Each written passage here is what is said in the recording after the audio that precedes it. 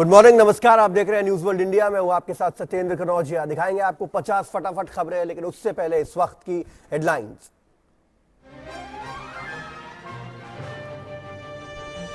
तमिलनाडु में बाढ़ से भीषण हालात, बचाव और राहत में तेजी। अब तक 5000 से ज्यादा लोग बचाए गए।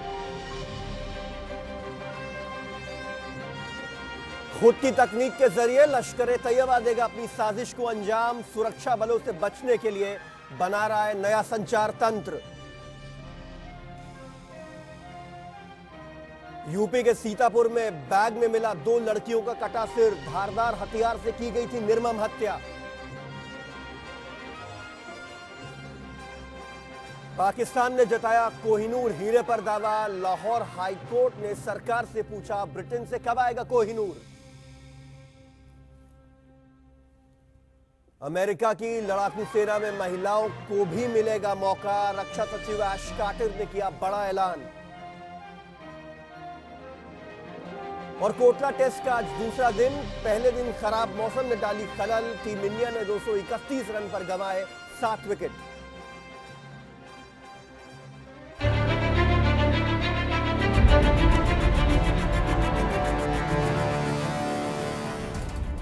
चेन्नई में बाढ़ और बारिश से भीषण हालात पैदा हो गए हैं। बचाव कार्य में सेना के साथ ही एनडीआरएफ की टीमें भी लगी हुई हैं। अब तक 5000 से ज्यादा लोगों को सुरक्षित स्थानों पर पहुंचाया जा चुका है।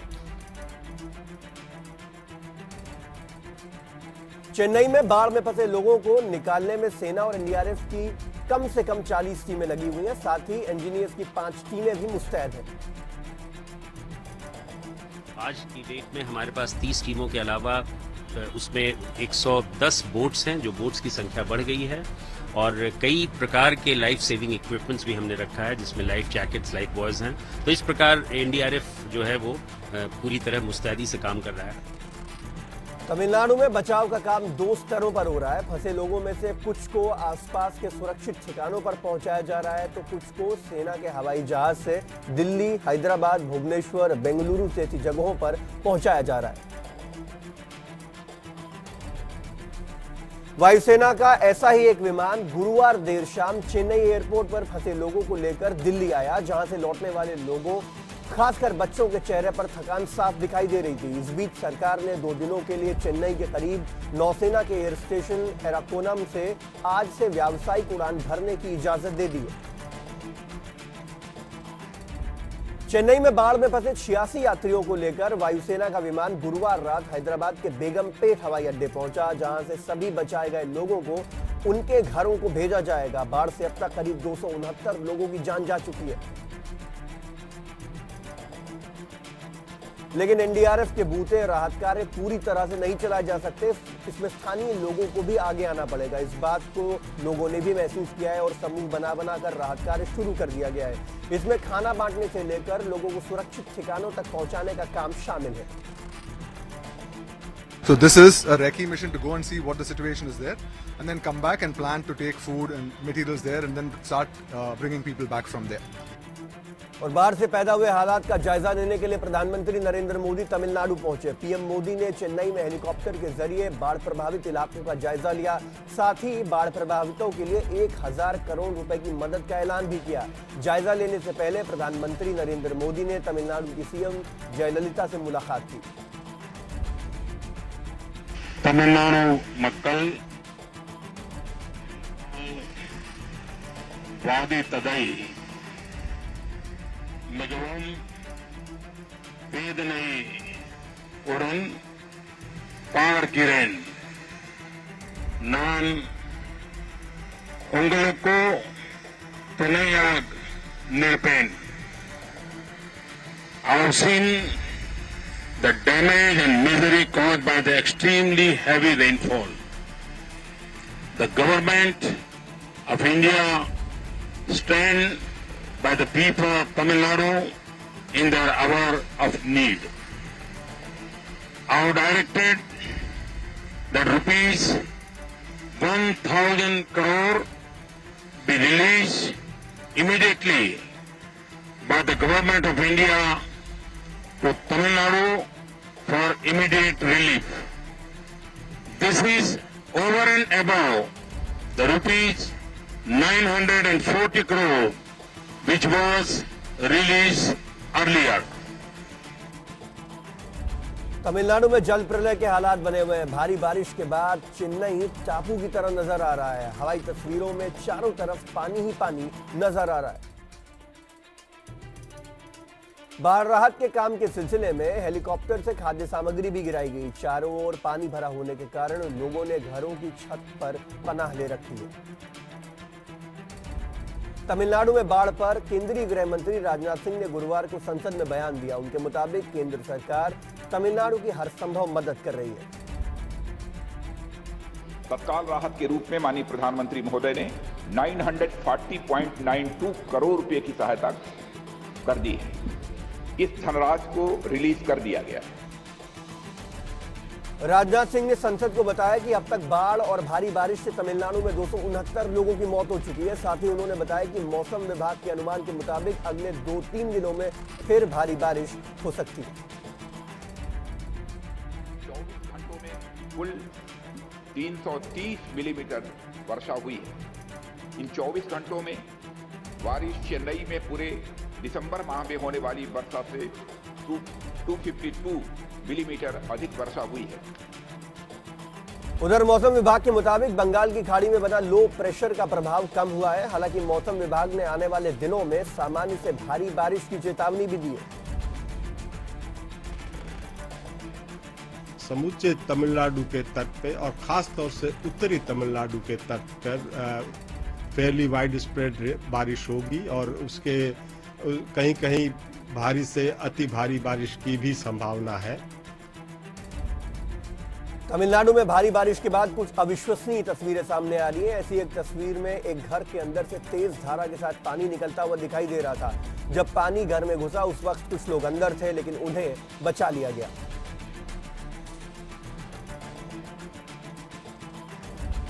दिल्ली पुलिस ने ट्रैफिक नियम तोड़ने वालों के खिलाफ खास ऐप लॉन्च किया है। इस ऐप की मदद से यातायात नियम तोड़ने वालों का फोटो भेजना आसान हो जाएगा। एंड्रॉइड फोन के लिए वन टच अवे ऐप और iOS फोन के लिए Delhi traffic police app launch किया गया है। बिहार सरकार ने बड़ी तादाद में प्रशासनिक अधिकारियों का फेरबदल किया है। नीतीश सरकार ने सत्ता संभालने के महज 2 हफ्ते के भीतर ही 30 से ज्यादा IAS और IPS अधिकारियों के तबादले किए हैं। पटना के SSP समेत DM का भी तबादला कर दिया गया है। आतंकवादी संगठन IS ने भारत में भी अपने पैर पसारना शुरू कर दिया है। इसके लिए वो देश के युवाओं को अपने संगठन में शामिल करने की कोशिश कर रहा है। हालांकि ऐसे युवाओं पर भारतीय खुफिया एजेंसियां नजरें रख रही हैं। भारत को दी गई धमकी के मद्देनजर रक्षा विशेषज्ञों का मानना है कि IS भारत में अपनी गतिविधियां फैलाना चाहता है, लेकिन उसे कामयाबी नहीं मिलेगी। पाकिस्तान ने कोहिनूर हीरे पर अपना दावा किया है। लाहौर हाईकोर्ट में बैरिस्टर जावेद इकबाल जाफरी ने दावा किया था कि पंजाब के महाराजा दिलीप सिंह से यह हीरा ब्रिटेन गया है, जो पाकिस्तान का हिस्सा है। जिसके बाद लाहौर हाईकोर्ट ने पाकिस्तान सरकार से पूछा है कि वो कोहिनूर हीरे को कब वापस ला रही है। अमेरिकी सेना में लड़ाकू सैनिकों के तौर पर अब महिलाएं भी शामिल हो सकेंगी। महिलाएं अमेरिकी सेना में टैंक चला सकेंगी, मोर्टार से गोले दाग सकेंगी और सैनिकों का नेतृत्व भी कर सकेंगी। ये ऐलान अमेरिकी रक्षा सचिव ऐश कार्टर ने किया है। उन्होंने कहा है कि देश की सेना में लड़ाकू सैनिक के तौर पर काम करने के मौके महिलाओं को भी मिलेंगे। ऐश ने देश की मिलिट्री सर्विसेज को इस बदलाव को अमल में लाने की योजना बनाने के लिए 30 दिनों का वक्त दिया है। कानपुर में बीती रात रोडवेज बस और ट्रैक्टर की जबरदस्त टक्कर हुई, जिसमें 3 लोगों की मौत हो गई जबकि 28 जख्मी हो गए। घायलों में कई की हालत गंभीर बनी हुई है। दिल्ली में बढ़ते प्रदूषण के चलते बच्चों और बुजुर्गों को घर पर ही रहने की सलाह दी जा सकती है। नेशनल ग्रीन ट्रिब्यूनल ने दिल्ली सरकार को सबसे ज्यादा प्रदूषित इलाकों को चिन्हित करने को कहा है, ताकि इस बारे में तत्काल एडवाइजरी जारी की जा सके।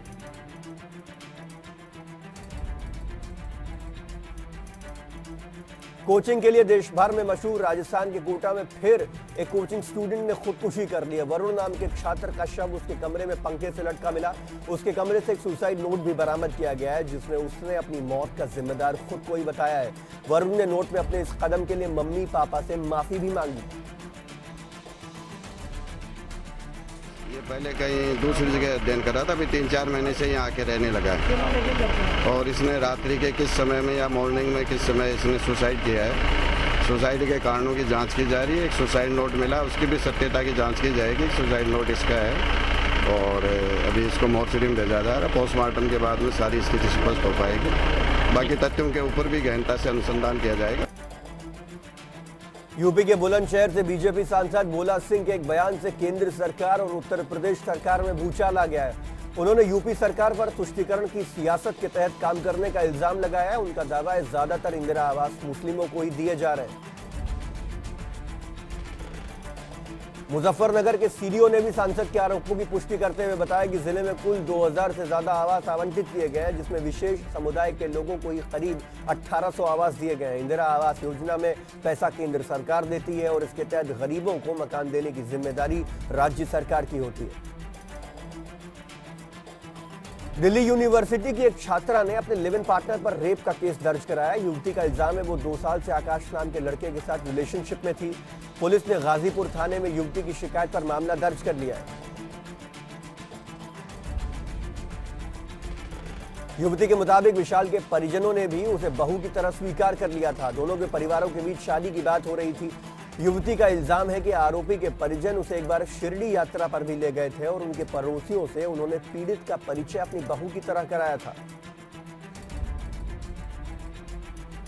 युवती का आरोप है जब दोनों की शादी की बात फाइनल होने वाली थी तभी विशाल के परिजन दहेज की डिमांड करने लगे। युवती के मुताबिक विशाल कहीं और शादी करने की फिराक में है और केस दर्ज होने की बात सुनते ही वो लोग परिवार समेत कहीं और चले गए हैं और उनका फोन भी बंद आ रहा है। अमेरिकी राष्ट्रपति बराक ओबामा ने प्रधानमंत्री नरेंद्र मोदी की तारीफ की है। उन्होंने कहा कि मुझे लगता है भारत को लेकर उनका विजन साफ है, वो एक ईमानदार नेता हैं, तथ्यों पर उनकी काफी पकड़ है। अमेरिका के कैलिफोर्निया में हुई फायरिंग के 2 संदिग्ध हमलावरों की पहचान हो चुकी है। पुलिस ने मारे गए संदिग्ध हमलावरों के नाम जारी किए हैं। एक का नाम सैयद फारूक है जबकि दूसरे का नाम तशफीन मलिक बताया गया है, जबकि हिरासत में लिए गए तीसरे शख्स की पहचान नहीं बताई गई है।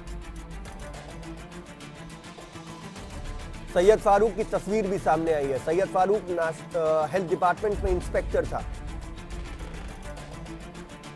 अमेरिका के कैलिफोर्निया में हुई अंधाधुंध फायरिंग में 14 लोगों की मौत हो गई और 17 जख्मी हो गए। यह वारदात सैन बर्नार्डिनो में एक सोशल सर्विस एजेंसी में हुई।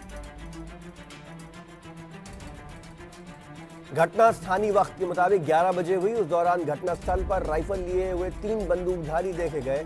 फायरिंग के बाद भी लोगों में भगदड़ मच गई। हमलावर एक एसयूवी में सवार होकर आए थे जो सेना की ड्रेस में थे। इस घटना के बाद सभी स्कूलों और इमारतों की चौकसी बढ़ा दी गई है। इस बिल्डिंग के बाहर काफी तादाद में सुरक्षाकर्मी तैनात हैं। स्वॉट की टीम भी मौके पर पहुंच गई। बताया जा रहा है कि संदिग्धों के पास भारी मात्रा में गोला बारूद था। घटना के बारे में राष्ट्रपति बराक ओबामा ने तुरंत जानकारी हासिल की। Obviously our hearts go out to the victims and the families. The one thing we do know is that we have a pattern now of mass shootings in this country that has no parallel anywhere else in the world. And there's some steps we could take, not to eliminate every one of these mass shootings, but to improve the odds that they don't happen as frequently. Common sense gun safety laws, stronger background checks. America के राष्ट्रपति पद की उम्मीदवार Hillary Clinton ने tweet किया है कि मैं इसे सामान्य मानने को तैयार नहीं हूं। हमें अब गोलीबारी और हिंसा को हर हाल में रोकने के लिए कड़े कदम उठाने होंगे। ब्रिटेन के फाइटर जेट्स ने इस्लामिक स्टेट के ठिकानों पर हमला बोलना शुरू कर दिया। ब्रिटेन के रॉयल एयरफोर्स के टॉर्नेडो जेट्स ने सीरिया में आईएस के ठिकानों को निशाना बनाया है। ये हमले ब्रिटिश संसद द्वारा मंजूरी मिलने के कुछ घंटों बाद शुरू कर दिए गए। संसद से मंजूरी मिलने के साथ ही रॉयल एयरफोर्स के लड़ाकू विमानों ने साइप्रस के अक्रोथेरी एयरबेस से उड़ान भरना शुरू कर दिया है। ब्रिटेन की संसद ने 223 के मुकाबले 397 मतों से इस्लामिक स्टेट पर हमलों को कल मंजूरी दी थी। इस्लामिक स्टेट ने रूस के लिए जासूसी करने के इल्जाम में एक शख्स का सर कलम कर दिया। इस्लामिक स्टेट ने पूरी घटना का वीडियो जारी किया है। यूरोपियन स्पेस एजेंसी ने लिजा पाथफाइंडर नाम के उपग्रह को कामयाबी से लॉन्च किया है। लिजा पाथफाइंडर को फ्रेंच गयाना से लॉन्च किया गया। पाथफाइंडर अंतरिक्ष से जुड़ी गुत्थियों को सुलझाने में मदद करेगा। भारत दक्षिण अफ्रीका के बीच दिल्ली में खेले जा रहे आखिरी टेस्ट मैच का आज दूसरा दिन है। मैच के पहले दिन टीम इंडिया ने 7 विकेट के नुकसान पर 231 रन बनाए। पहले दिन 84 ओवर फेंके जा सके। खराब रोशनी के चलते खेल वक्त से पहले रोक दिया गया। In fact, he got dangerously close to the stumps when he played that shot. First half century in India for a batsman who scored centuries outside. Kotla test के पहले दिन बल्लेबाज अजिंक्य रहाणे 89 रन बनाकर नाबाद रहे। रहाणे ने इस सीरीज में अब तक की सबसे बड़ी पारी खेली। उन्होंने अपनी इस पारी में 9 चौके और 2 छक्के लगाए।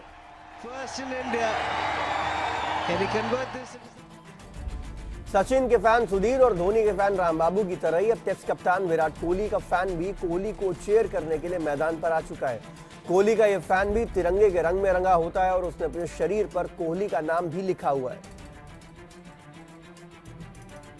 बीसीसीआई ने भारत और साउथ अफ्रीका के बीच चौथे क्रिकेट मैच के शुरू होने से पहले दिग्गज बल्लेबाज वीरेंद्र सहवाग को सम्मानित किया।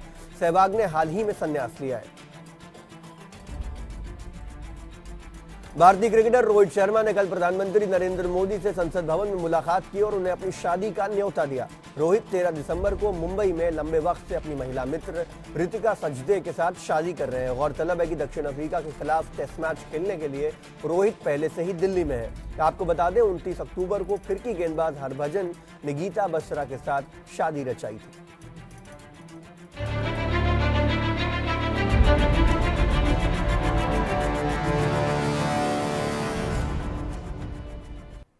चलिए अब कुछ और खबरों का रुख करते हैं। आतंकवादी संगठन लश्कर-ए-तैयबा कश्मीर में एक बड़ा कम्युनिकेशन सिस्टम लगाने की फिराक में है। कश्मीर के राफिलाबाद से पकड़े गए एक आतंकवादी ने यह खुलासा किया है। लश्कर के आतंकवादी से सुरक्षा एजेंसियों को यह चौंकाने वाली जानकारी मिली है। आपको दिखाते हैं न्यूज वर्ल्ड इंडिया संवाददाता फयाज बुखारी की ये एक्सक्लूसिव रिपोर्ट। पाकिस्तानी आतंकी संगठन लश्कर-ए-तैयबा सुरक्षा एजेंसियों को चकमा देने के लिए तरह तरह के हथकंडे अपना रहा है। उसकी कोशिश है कि सूचनाओं को पहुंचाने के लिए मोबाइल फोन या ऐसे ही सामान्य संचार उपकरणों पर निर्भरता खत्म हो जाए। जानकारी के मुताबिक लश्कर कश्मीर में अपनी एक बड़ी संचार प्रणाली लगाने की तैयारी में है। एक वरिष्ठ सुरक्षा अधिकारी के मुताबिक इसी साल मई में लश्कर को तब बड़ा झटका लगा था जब उत्तरी कश्मीर के सोपोर में एक मोबाइल फोन टावर में से सुरक्षा बलों ने उसका एक संचार उपकरण पकड़ लिया था। तब के बाद से सोपोर में लश्कर की सारी गतिविधियां ठप पड़ी हुई हैं। इसके बाद रफीलाबाद जंगल से पकड़े गए आतंकी सज्जाद अहमद से पूछताछ में पता चला लश्कर YSMS यंत्र का इस्तेमाल 2014 से कर रहा था। यह ऐसा उपकरण है जिसे बिना सिम कार्ड वाले एंड्रॉइड मोबाइल फोन या रेडियो सेट से जोड़ा जाता है और इसके जरिए टेक्स्ट मैसेज भेजे जाते हैं जिसके सिग्नल सुरक्षा एजेंसीज नहीं पकड़ पाती। हालांकि सज्जाद की गिरफ्तारी के बाद से लश्कर ने YSMS को भी अपग्रेड कर लिया है। लश्कर के आतंकी ब्लैकबेरी डाउनलोडर का इस्तेमाल भी करते हैं। इसका इस्तेमाल लश्कर का टॉप कमांडर अबू कासिम करता था जिसे इसी साल अक्टूबर में मार गिराया गया। Team news world India. कहा जाता है कि तीसरा विश्व युद्ध पानी के लिए होगा। इसकी गंभीरता जानने के लिए तो दुनिया के हालात समझने होंगे, मगर इसकी बानगी प्रधानमंत्री के संसदीय क्षेत्र वाराणसी में भी दिखाई देती है, जहां कई गांवों के लोग पानी के लिए तरस रहे। देखिए ये खास रिपोर्ट। वाराणसी के नागेपुर गांव के हालात देखिए। यहाँ हैंडपंप से पानी नहीं निकल रहा, कुएं सूख चुके हैं, नहर में बच्चे फुटबॉल खेल रहे हैं। वजह जमीन के अंदर पानी का स्तर काफी नीचे तक चला गया है। हालत यह है कि 280 फीट के बोरिंग के बावजूद पानी नहीं निकल रहा। लोग इसके लिए मेहंदीगंज में लगे कोका कोला बॉटलिंग प्लांट को जिम्मेदार मानते हैं। अब पेप्सी कोला की जगह से है, जब से चालू हुआ तब से यहाँ का पानी सब भाग रहा है। हम लोग के गांव से सटा हुआ जो कोका कोला फैक्ट्री है और प्रतिदिन 25 लाख लीटर पानी निकालती है, जिससे कि पानी का लेवल भाग रहा है बहुत तेजी से। सबसे ज्यादा परेशानी आराजी लाइन, सेवापुरी और काशी विद्यापीठ समेत कई इलाकों में है। 18 ग्राम प्रधानों ने मिलकर प्रदूषण नियंत्रण बोर्ड को चिट्ठी लिखी है और आंदोलन की चेतावनी दी है। ये ब्लॉक जो है ओवर एक्सप्लॉइटेड जो घोषित हुआ है, अत्यधिक दोहन क्षेत्र, तो यहाँ कोई भी सरकारी या व्यक्तिगत ट्यूबवेल के लिए भी परमिशन नहीं है और उस स्थिति में लगातार जो है कि लाखों लीटर पानी निकाल रहा है। तो उसको लेकर के हम लोगों ने फिर पीएमओ को 18 प्रधानों ने लिखा है। कोका कोला का ये प्लांट 16 साल पहले लगा। 2-3 साल में ही जमीन के पानी का स्तर तेजी से घटने लगा। 2004 से 2009 तक लगातार आंदोलन हुए। मैग्सेसे पुरस्कार विजेता संदीप पांडे और समाजसेवी मेधा पाटकर भी इसमें शामिल हुई। लोग बताते हैं कि प्लांट में 1000 फीट की बोरिंग की गई है, जिससे वहां पानी की दिक्कत नहीं है, मगर गांव वालों के पास गहरी बोरिंग के खर्च की ताकत नहीं। जानकार इन हालात को गंभीर मानते हैं। इस साल भी मानसून नहीं आया, सूखा घोषित हो गया है। पूरा जनपद जो है कि पानी के मार से तबाह है। तो ऐसे में हम सारे लोग ये मांग कर रहे हैं कि कोका कोला कंपनी का कारखाना तुरंत बंद किया जाना चाहिए। ये स्थिति को तुरंत बचाने के लिए उनको तो पहले कुछ समय 15 से 30 दिन के लिए एक्सट्रैक्शन बंद करना पड़ेगा, तब जाके सभी जगहों पर स्थिति थोड़ा सा इम्प्रूव करेगा। ये मसला इतना पुराना है, लोग अरसे से परेशान हैं, मगर सरकारी अफसरों का जवाब वही रटा रटाया। हमारे संज्ञान में कल हमें एक कागज मिला शाम को, उसमें हमने पर्यावरण से और भूगर्भ जल सर्वेक्षण से रिपोर्ट मांगी है और उसके जो भी नियम कानून है उसके तहत जो भी कार्रवाई बनेगी उसके खिलाफ की जाएगी। लोगों की परेशानी कंपनी की जानकारी में है, क्योंकि इसी वजह से प्लांट की क्षमता बढ़ाने पर रोक लगाई गई, मगर कंपनी भी लोगों के हित में कोई ठोस हल अब तक नहीं दे पाई है। Sushant Mukherjee, news World India, Varanasi. आगे बढ़ते हैं। जिंदगी की भागदौड़ में हम अक्सर अपनी विरासत को भूलते चले जाते हैं। ऐसी कई कलाएं हैं जिनका वजूद अब नहीं रहा, लेकिन कुछ संस्थाएं ऐसी हैं जो इन्हें जिंदा रखने की दिशा में लगातार काम कर रही हैं। हजारों साल पुराने ढोकरा आर्ट को लेकर आइए दिखाते हैं आपको हमारी ये खास रिपोर्ट। देश की करीब 5000 साल पुरानी कला है ढोकरा। इस कला को सीख रहे ये छात्र हैदराबाद की Jawaharlal Nehru architecture and fine arts university में चल रही वर्कशॉप का हिस्सा हैं। स्वयं शिल्प नाम की ये वर्कशॉप JSPL फाउंडेशन की पहल है। यहाँ कोशिश हो रही है युवा पीढ़ी तक देश की प्राचीन कला को पहुँचाने की। हम इसको बहुत मेहनत करके सीखे हैं, बहुत तपस्या किया है, तब जाके सीख पाए हैं। पूरी लगन मेहनत इसी में हम सारा काम छोड़ के, खेती बाड़ी छोड़ के इसको जब हम किए हैं ना, तो बहुत मेहनत किए हैं। और सालों में हमको पहली बार जब मैं काम करके दिया तो उनके जो आर्किटेक्चर भी थी, उनको दोनों फिर सब दिन के लिए बोले कि आप हमारे लिए जितना भी काम लगेगा आप करते रहो। और तब से हम उनसे जुड़े हुए हैं और हमेशा हमारे लिए कुछ न कुछ करते रहते हैं। JSPL फाउंडेशन हमेशा से भारतीय कला और कलाकारों को बढ़ावा देता आया है। ये कोशिश उसी कड़ी का हिस्सा है। इनिशिएटिव है ये स्वयं शिल्प, और इससे क्या होगा कि जितने ये ट्राइबल आर्टिस्ट हैं इनको एक मौका मिलेगा अपनी ट्राइबल आर्ट्स दिखाने के लिए और उसको आगे और प्रमोट करने के लिए। और यही हमारा इनिशिएटिव है। We want to promote and we want to preserve the tribal arts and crafts of India which are nearing extinction now and they should be preserved. वैसे तो स्वयं शिल्प अलग अलग शहरों में होता रहेगा, लेकिन अगर कोई छात्र इस कला की बारीकियों को सीखना चाहता है तो इसके लिए वो रायपुर भी आ सकते हैं। JSPL फाउंडेशन की प्रेसिडेंट शालू जिंदल ने छात्रों को न्योता दिया है। मैडम ने कहा कि आप वहाँ पर आपके गांव, उसके गांव वहाँ पर आके 3 मंथ्स या 6 मंथ्स रह सकते हैं। तो मुझे बहुत खुशी हुई कि एक्चुअली मैंने सोचा था कि अगर सर सिखाएंगे तो मैं वहाँ जाऊँ, लेकिन मुझे अभी यकीन हो गया मैं कि वहाँ जाकर करूँगी, जरूर करूँगी और सीखूंगी। स्वयं शिल्प के तहत JSPL फाउंडेशन ढोकरा कला को बढ़ावा दे रहा है। फाउंडेशन की ये पहल आगे भी जारी रहेगी। JSPL फाउंडेशन की हमेशा से ये कोशिश रही है कि वो विलुप्त होती कलाओं को युवाओं से जोड़े ताकि ये कला जिंदा रहे। हैदराबाद में चल रही ये वर्कशॉप इसी कोशिश का एक नमूना है जो वाकई शानदार है। कैमरामैन हितेश के साथ नीरज वैश्य, हैदराबाद। और अब खबर मुंबई से, जहां 8 साल के मुस्लिम परिवार के एक बच्चे ने खेल खेल में गीता के श्लोक याद कर लिए और ये श्लोक इतनी अच्छी तरह से याद किए कि उसे गीता चैंटिंग में कई पुरस्कार भी मिले हैं। ओम श्री परमात्मने नमः। अथ पंचम शुद्धायः पुरुषोत्तम योगा। श्री भगवानुवाच ऊर्ध्वमूलम्। ये है 8 साल का तौसिफ शेख।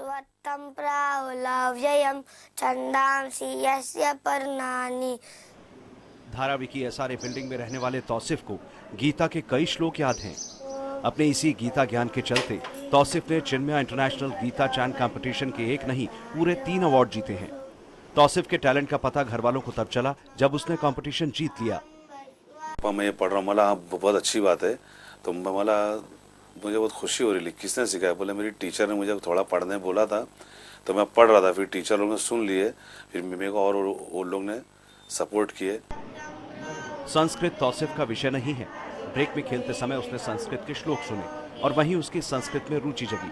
श्लोक पढ़ता है, उसमें टीचर का ही बहुत बड़ा सम्मान है कि इसको इतना पढ़ाते हैं। जो रविशंकर जी है उनके उससे सब पढ़ता है वो, तो उसके कारण अपनी हिंसा नहीं बना सकते, ना इशू बना सकते। तो जो भाईचारा बना वो बना ही रहे तो अच्छा है। तौसीफ सामाजिक सौहार्द की अनूठी मिसाल है, जो मुस्लिम होते हुए भी गीता के श्लोक बोलता है और उतनी ही शिद्दत से कुरान भी पढ़ता है।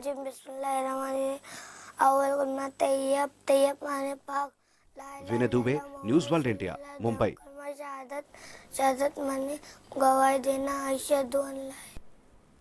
और अब बात कुछ अंतर्राष्ट्रीय खबरों की। ब्रिटेन ने सीरिया में इस्लामिक स्टेट के खिलाफ हवाई हमले किए हैं। पेरिस हमलों के बाद से ही ब्रिटेन में इस बात को लेकर चर्चा चल रही थी और बुधवार रात ब्रिटेन के फाइटर विमानों ने सीरिया में इस्लामिक स्टेट के ठिकानों पर बमबारी की।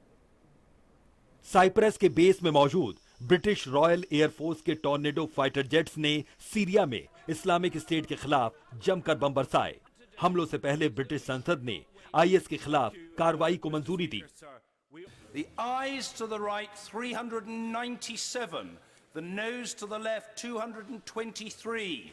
So the eyes have it, the eyes have it. Unlock. संसद में चली 10 घंटे की बहस के दौरान ब्रिटेन के प्रधानमंत्री डेविड कैमरन ने इस्लामिक स्टेट पर कार्रवाई के लिए जबरदस्त दलील दी। कैमरन ने कहा कि आईएस को इस्लामिक स्टेट या ISIL नहीं बल्कि दाइश यानी मौत देने वाला शैतानी संप्रदाय कहकर बुलाना चाहिए। मुझे लगता है कि हमें अपने सहयोगी फ्रांस, अरब लीग और अरब समुदाय के दूसरे सदस्यों का साथ देना चाहिए। ISIL के लिए जहां तक हो सके दाइश नाम का ही इस्तेमाल करना चाहिए, क्योंकि साफ कहूं तो ये एक मौत की शैतानी संप्रदाय है। ये न तो इस्लाम का प्रतिनिधित्व करता है और न ही कोई देश है। जैसे ही संसद से मंजूरी मिली, साइप्रस के नॉरफोक एयरबेस से रॉयल एयरफोर्स के विमानों ने उड़ान भर ली। करीब 500 पाउंड से लैस 4 टॉर्नेडो फाइटर जेट्स ने इस्लामिक स्टेट पर हमला किया और 3 घंटे में ही अपना काम पूरा कर लौट आए। अगले हमले की तैयारी के लिए टीम न्यूज़ वर्ल्ड इंडिया। आगे बढ़ते हैं। विदाई समारोह ज्यादातर भावुक और सादगी से भरा होता है, लेकिन फिरोज शाह कोटला में वीरेंद्र सहवाग की फेयरवेल सेरेमनी में इससे कुछ ज्यादा देखने को मिला। सहवाग भावुक थे और माहौल भी सादगी से भरा रहा, लेकिन आखिर में वीरू अपने विदाई भाषण में कुछ ऐसी बात कहना भूल गए जिससे एक नया विवाद खड़ा हो सकता है। दिल्ली के फिरोज शाह कोटला मैदान में मौका वीरेंद्र सहवाग के सम्मान समारोह का था। बीसीसीआई के सचिव अनुराग ठाकुर ने वीरू का विदाई सम्मान किया। यादगार के तौर पर उन्हें खास ट्रॉफी दी गई। अब बारी सहवाग के फेयरवेल स्पीच की थी। वीरू ने इस मौके पर सबको याद किया, सबका शुक्रिया अदा किया।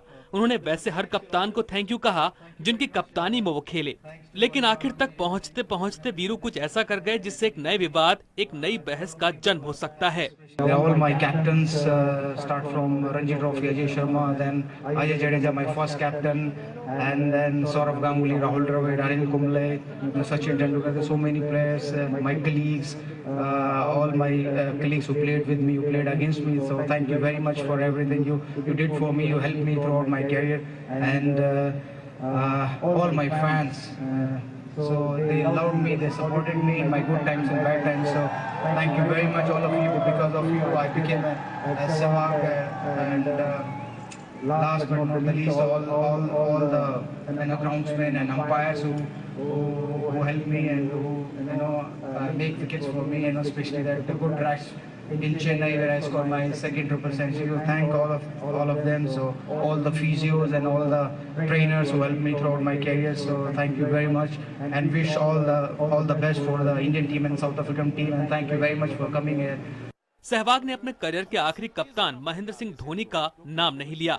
धोनी को याद करना वो भूले होंगे, ऐसा होना बहुत मुश्किल लगता है। धोनी की कप्तानी में वो 2007 वर्ल्ड T20 और 2011 वर्ल्ड कप चैंपियन टीम का हिस्सा रह चुके हैं। माही के साथ वीरू ने कई शानदार लम्हों को जिया है। ये लम्हे भारतीय क्रिकेट के लिए यादगार हैं, जिन्हें भूलना सहवाग के लिए भी नामुमकिन है। फिर भी उन्होंने धोनी का नाम नहीं लिया। शायद वीरू की कुछ कसक बाकी रह गई, तभी तो वो धोनी को इतनी जल्दी भूल गए। Sports desk, news world India. चलिए फिलहाल इस बुलेटिन में इतना ही, लेंगे एक छोटा सा ब्रेक।